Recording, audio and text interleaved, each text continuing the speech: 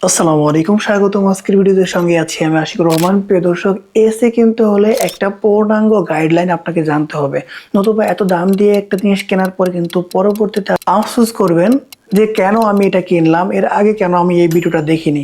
কোন এসি বিদ্যুৎ খরচ সবচেয়ে কম করে, এটা নির্ভর করে তার প্রযুক্তির উপর, যেমন ইনভার্টার টেকনোলজি এবং নন ইনভার্টার টেকনোলজি।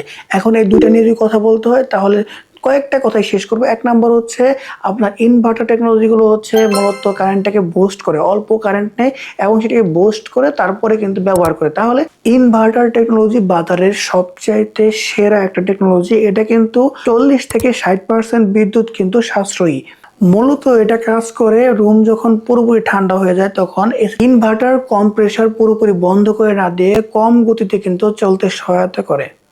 নন ইনভার্টার টেকনোলজির যে এসি গুলো আছে সেটা যেটা হয়, পুরোপুরি রুম যখন ঠান্ডা হয়ে যায় তখন এটা অফ হয়ে যায়, আবার যখন গরম হয় তখন পুনরায় আবার চালু হয়। এই যে নতুন করে চালু হয় বন্ধ হয়, এতে করে কিন্তু বিদ্যুৎটা বেশি খরচ হয়। ঘরের আয়তন অনুযায়ী বা ক্যাপাসিটি অনুযায়ী কিন্তু আপনাকে টন নির্বাচন করতে হবে। টন যদি আপনি ঠিকঠাক নির্বাচন না করতে পারেন তাহলে কিন্তু বিদ্যুৎটা খরচ বেশি হবে। 100 থেকে 120 বর্গফুট ঘরের জন্য আপনার 1 টন এসি কিন্তু যথেষ্ট। 180 থেকে 250 ফুট ঘরের জন্য কিন্তু 2 টন এসি যথেষ্ট। ছোট ঘরে বড় এসি বা বড় ঘরে যদি ছোট এসি ব্যবহার করেন তাহলে কম্প্রেসারের উপর অতিরিক্ত চাপ প্রয়োগ হয়, এতে করে বিদ্যুৎ খরচটা কিন্তু বেড়ে যায়। সংশ্লিষ্ট দেশের এনার্জি এফিসিয়েন্সির স্টার রেটিং দেখে তারপরে কিনতে হবে।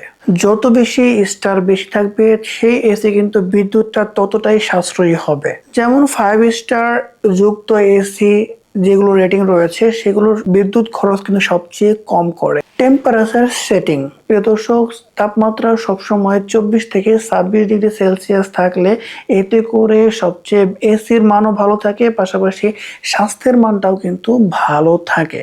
প্রতি 1 ডিগ্রি তাপমাত্রা কমালে 6% বিদ্যুৎ খরচ বেড়ে যায়। ইনভার্টারে কপার কন্ডেন্সার রয়েছে কিনা সেটাও চেক করতে হবে, যেহেতু তামার যে কন্ডেন্সার গুলো রয়েছে সেটার মধ্যে দীর্ঘস্থায়ী হয় এবং এসি খুব দ্রুত ঠান্ডা করতে সক্ষম হয়। কপার কন্ডেন্সার যুক্ত এসি চুজ করতে হবে। এখন কথা হচ্ছে, এসির বিদ্যুৎ বিল যদি কমাতে হয় তাহলে বাজারের সবচেয়ে ভালো ব্র্যান্ডের এই সকল দিকগুলো দেখে তারপরে একটা এসি চুজ করতে হবে। স্টার রেটিং কেমন রয়েছে, ঘরের আয়তন কেমন রয়েছে, আপনি কয় টন নেবেন, এগুলো কিন্তু আপনি যদি ভালোভাবে নাও বোঝেন তাহলে একজন ভালো দক্ষ টেকনিশিয়ানের পরামর্শ নিয়ে তারপর একটা এসি কিনবেন। অন্যথায় কিন্তু আপনি কেনার পরে বড় ধরনের ঝুঁকিতে পড়বেন, যেমনটা বিদ্যুৎ খরচ বাড়তে পারে, পাশাপাশি স্বাস্থ্য ঝুঁকিও বাড়তে পারে এবং দীর্ঘস্থায়ী যে লাস্টিং এর বিষয়টা রয়েছে সেটাও কিন্তু আপনি হারাবেন। সো প্রিয় দর্শক, দেখা হচ্ছে পরবর্তী কোনো ভিডিওতে।